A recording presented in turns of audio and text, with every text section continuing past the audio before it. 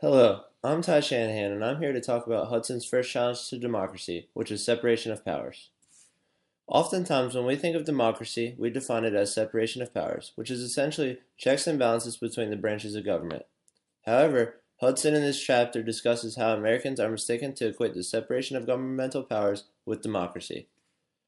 Hudson starts out the chapter talking about the founders of the Declaration of Independence and the drafters of the Constitution.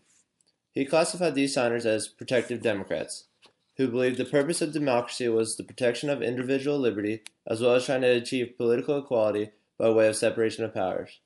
The founders were very worried about tyranny. Therefore, in the new Constitution, they restricted majority tyranny in two principal ways. First, it established a strong national government capable of countering any tyrannical majority in a state.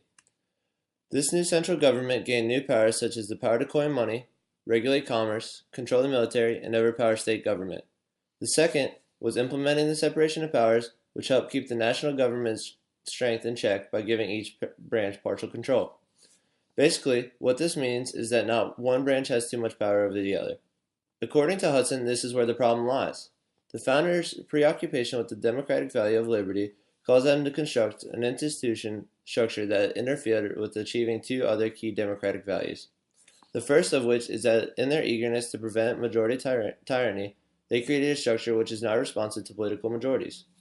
For example, an electoral may send to Washington a House of Representatives prepared to enact policies that favor only to have those policies voted down in the Senate. The second was that the separation of powers design has so fragmented and divided responsibility for government policy it has become almost impossible to hold elected officials accountable for their actions. The separation of powers allows for elected officials to avoid responsibilities. It opens up opportunities for special interests to gain legislation favorable to themselves. Therefore, Hudson provides an alternative solution to the separation of powers system. This would be to implement a parliamentary system of democratic government. With this alternative, there would be essentially be a unified government. In a parliamentary system, both the executive and legislative powers are concentrated in a government composed of members of which party or coalition of parties has majority in a democratically elected legislator.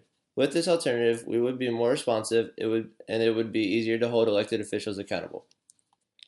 However, Hudson says this alternative is extremely unlikely and provides ways that we could bridge the separation of powers. He started by saying we could strengthen political parties because this is central to most calls for reform because political parties are the keystone supporting the effective operation of the governmental structure. The second idea was to abolish the filibuster rule in the Senate and returning to the democratic norm of majority rule. Also, the president and individual members of Congress should not be elected independently of one another.